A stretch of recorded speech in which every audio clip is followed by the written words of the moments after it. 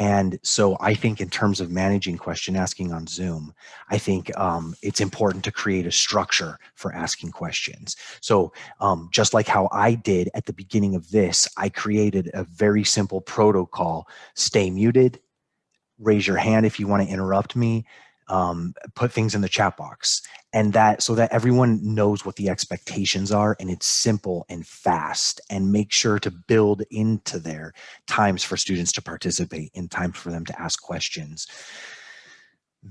Everybody's favorite topic is wait time. It's really important that we don't feel so awkward during these long pauses. And ways to do that are potentially to turn it into a joke.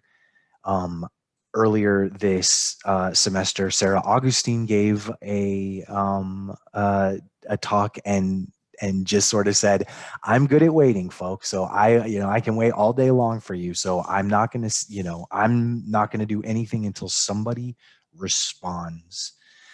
It also might be a good idea to create a think time before a response time.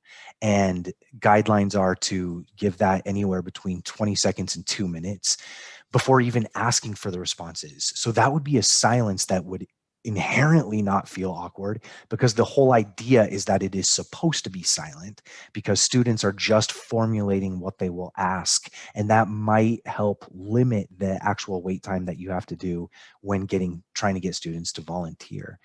But in general, if you can wait 12 to 15 seconds, which seems like an eternity, it gives students an opportunity to participate before you go on, or before you have to resort to calling on somebody.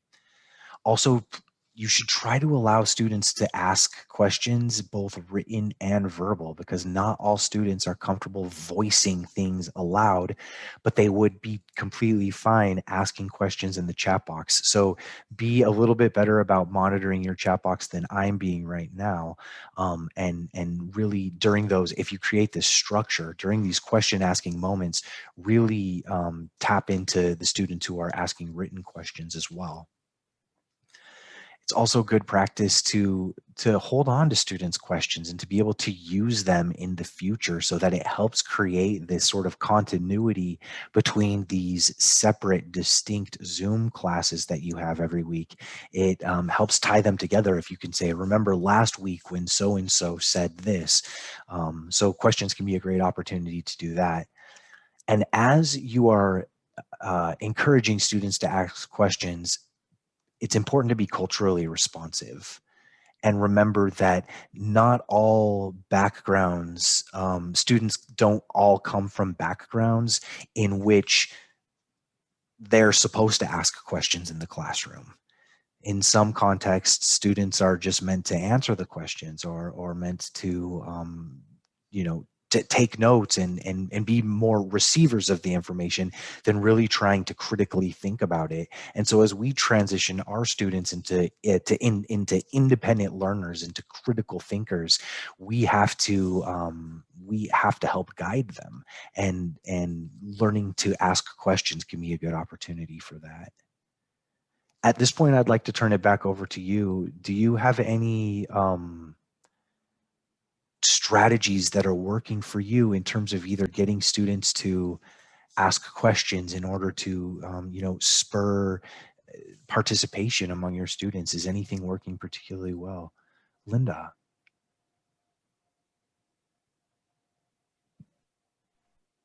I just find it really useful to set that tone on the first day that I meet them, and I use the word facilitate. I like the word guide also, but I'm there to facilitate their learning. I usually make a joke and say, I'll do anything. I'll bend over backwards to help you learn the material that you need to know. The only two things I won't do is I don't go to class for you, and I don't do your homework. So, the rest, if you have issues, if you have personal things going on, if you need some help, if you need to talk to me privately, I'm here. I'm willing and able to help you. and my classroom is a safe classroom. And, we set up some guidelines for sharing and, what should stay in the classroom and what doesn't go beyond, and helping everybody to feel safe.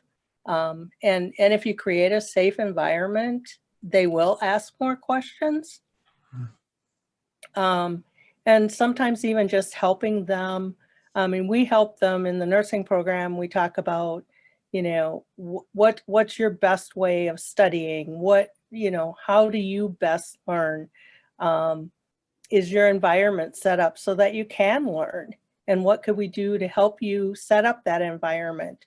I talked to you before in our class about, I will be teaching all day. So I'm going to have students for 6 to 7 hours a day. I'm going to have to create, I've already got bunches of ideas. I'm also a psych nurse. So I've got several ideas for, if I give them a 15, 20-minute break, 5 minutes of that is going to be doing something that gets their head away from what we're doing. So they can go outside and walk around their house. They can go hug their child or their dog or something that's going to get them away from thinking about class, those kinds of things. But that's what I see our role as facilitators, is helping them when they're so stressed out that they can't think of what it is they could do because they have so many things to do. So you have to give them permission to take care of themselves. Thank you. Anything else, you guys?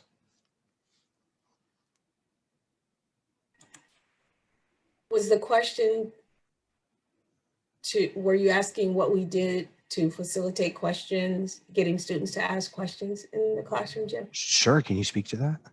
So one of the things that Ed talked about this morning that we are doing in University 101, which is new for us, is when the students, they have a group activity where they are required to come up with 5 to 10 questions for this discussion. So we do different units. We're finishing up. Well, I finished environmental justice, and so we did environmental justice. And so there's a group. We have 5 different groups, and they all are divided into groups. And their group has to come to class and lead the class with questions.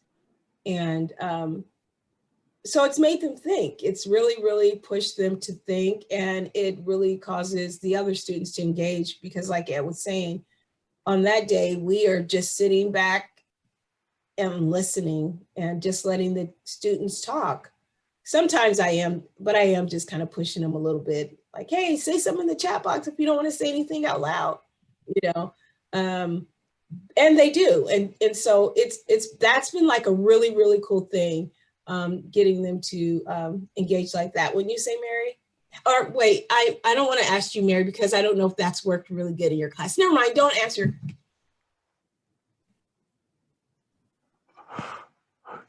Steve, do you have something to say? Oh, and Mary, do you have something to say?